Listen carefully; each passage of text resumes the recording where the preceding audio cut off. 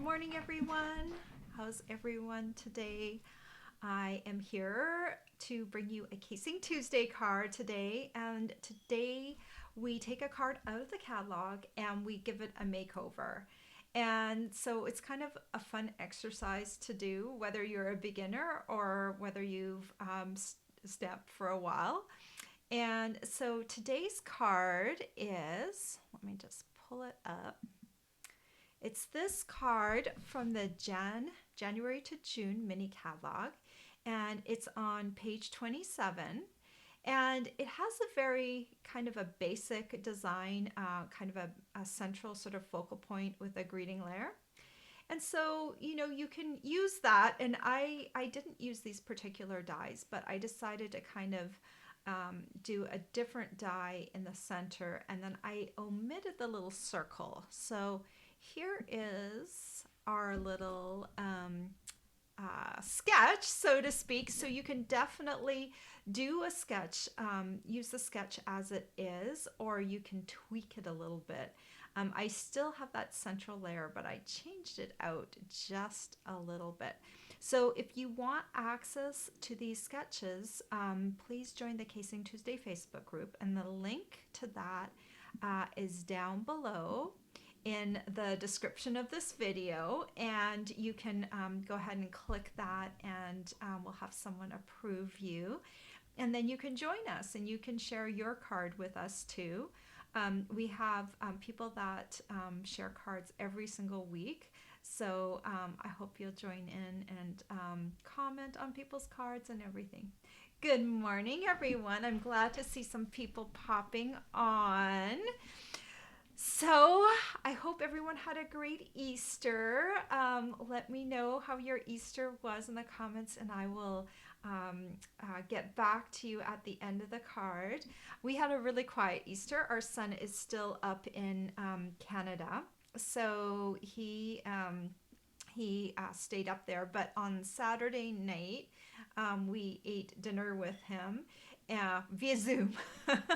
And we had kind of a game night because he didn't have any plans either.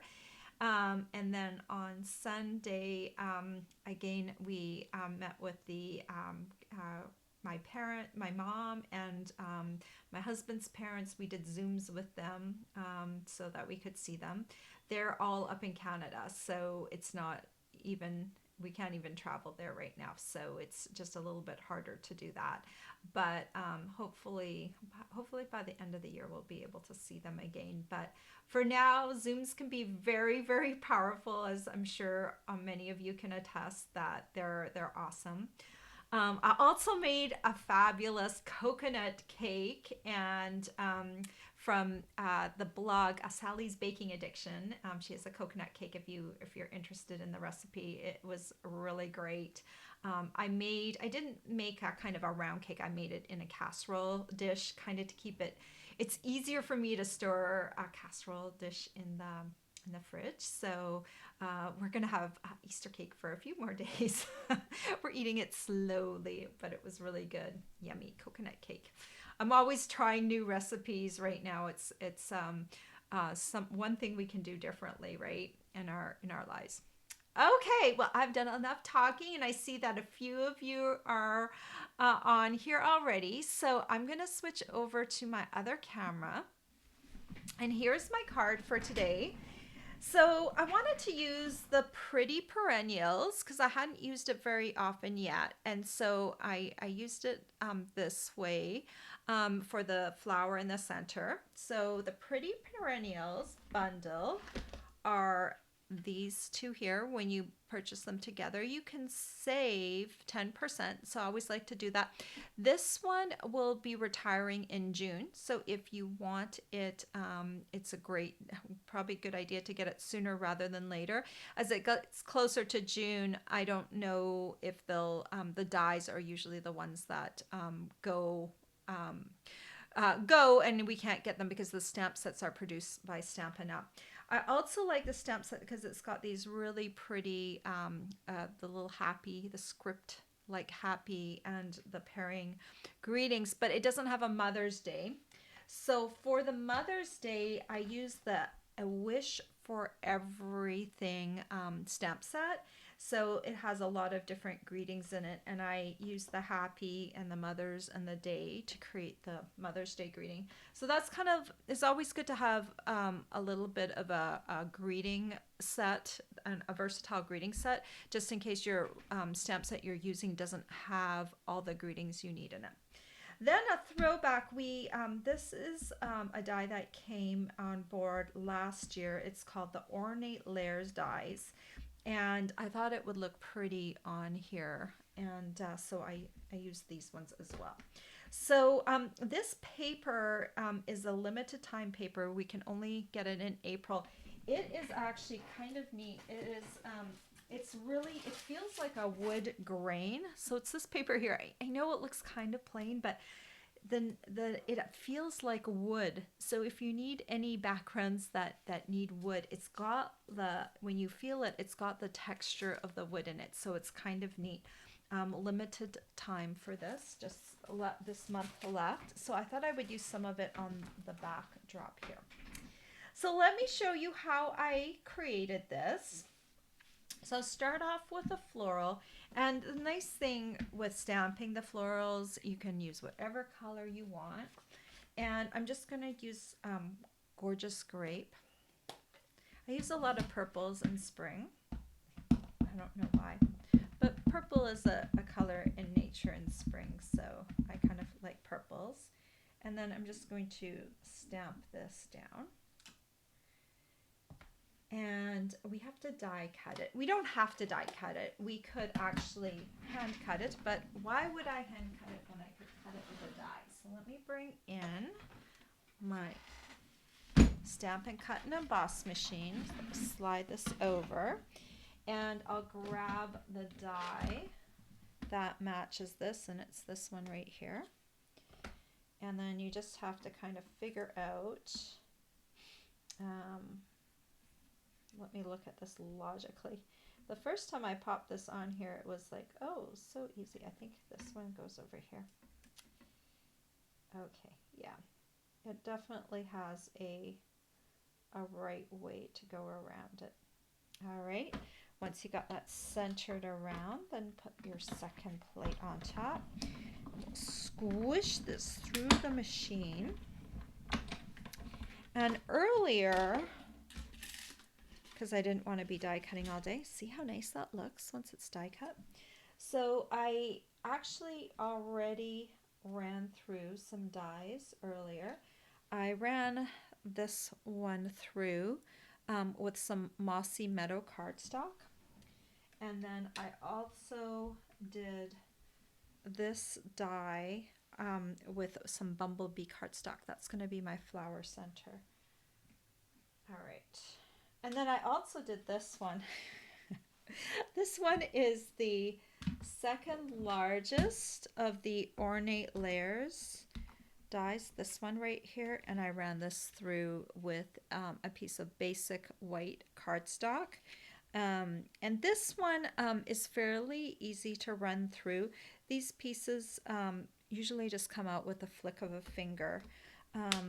This one here, the largest one, this one has like a lot of little dots, so it's not my favorite die to run through, but these ornate ones, they're so beautiful. I really love them.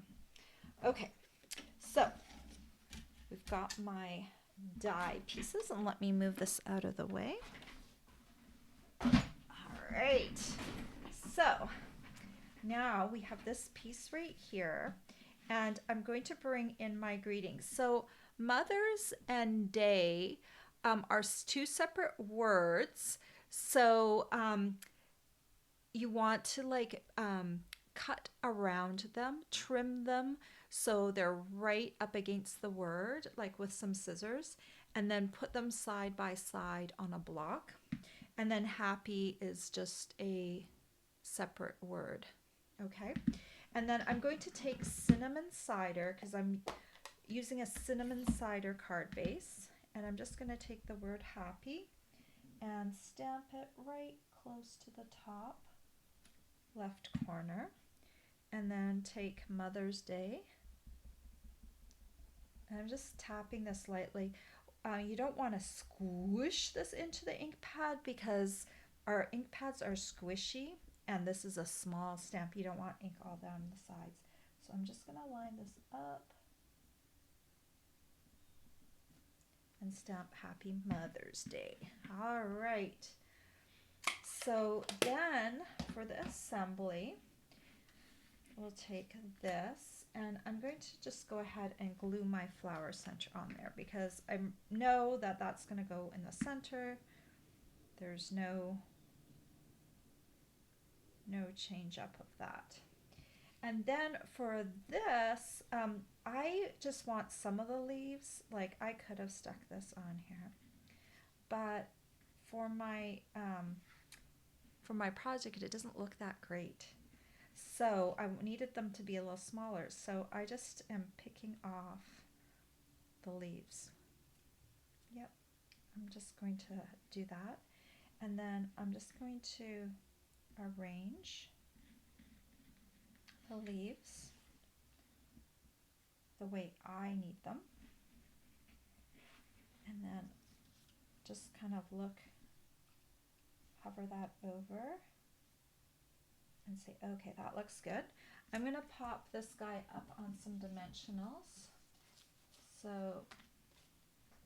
I've got dimensional tidbits. Do you do this too? Do you cut up, once your dimensional sheet is done, do you cut up the sides? Because they work as well. So I just go ahead and I cut up my sides and then I use them. Oh, I do have one left here. I'll save that for a different one since I'm using all the little tiddly bits. So I just pop a few on there to support that. And then I'm going to take these and just put a little bit of Tombow on them. I don't need a lot. I just need enough to anchor them in place.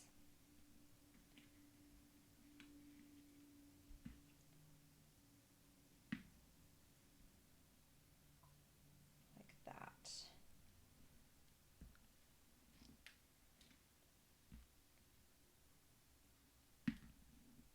And like that. Okay. Then I'm going to take the flower.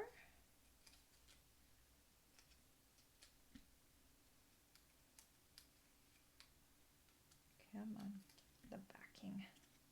All right, arrange your flower how you, okay, I think I like it like this. And then you just stick it down on there. Okay, so now we just have to get the other layers together. So I've got a cinnamon cider card base. And this one is 8.5 by 5.5 and scored in half at the 4.25 inch mark. And then I've got the piece of, I can't even remember the name of this again. It's called Natural Touch Specialty Paper. And it's fairly light, so I'm just going to be really careful not to blob too much glue on here. I don't want my paper to wrinkle, so I'm just using really sparse amount of glue. And it's easier to center things if you stand up or you make yourself tall. I don't know if you can see the texture on here, but it's like it feels like a little sheet of wood on there. Even though it's really thin, it's got that wood texture on it. Okay, and then I'm going to take this. Also try and be a little bit light with it and then center it. Make sure I have it the right way around. Have you ever glued something the wrong way around on a card? I think I've only done it once or maybe twice. Always check because that's a lot of work to have to rearrange everything. I had to like cut my card front off and stick it on a new card base just to make it work. And then lastly, I'm just going to add a little baker's twine bow. This is from the snail mail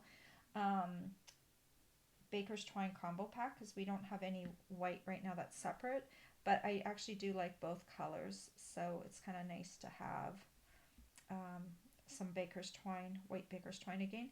And I use Tombow to add baker's twine if it's directly to cardstock because it does hold fairly well. The fibers in the twine stick to the glue, and they do stick to the project fairly well. You could also use a mini glue dot if you wanted to. So there's the card. It's kind of pretty and lacy, and you know, I could have done it in a different color scheme as well, but that is my card for today. It is a lot different than the original card. I don't know if I have my catalog here. I think oh, here it is. Let me grab it. So just to show you, you know, that you can, of course now I have to find the page that it was on. What page were you on? You were on page 49. I just needed to go one page more. So this was the original card. So I kind of did a little bit of fudging with that middle layer, right? Of course, that's a smaller version of the card. And I did take out the circle, but you know, the flower kind of represents a circle too. So kind of got that circular shape in there, but I, you know, changed it up a little bit. So it's amazing when you look at the different cards that people make, that there is such a huge difference in all the different types of cards that people build from that original card. It's really neat to see, you know, if you do go to the Facebook group, you can see all the different designs that people took from the original card, and they changed it up. So let me check in with you. Good morning, Betty and Janine and Amy and Karen. Yeah, Karen says Zooms are better than not seeing your friends and family at all. Yeah, they are. They're not the same, but it's good just to go ahead and try and do it, even if it's not perfect, right?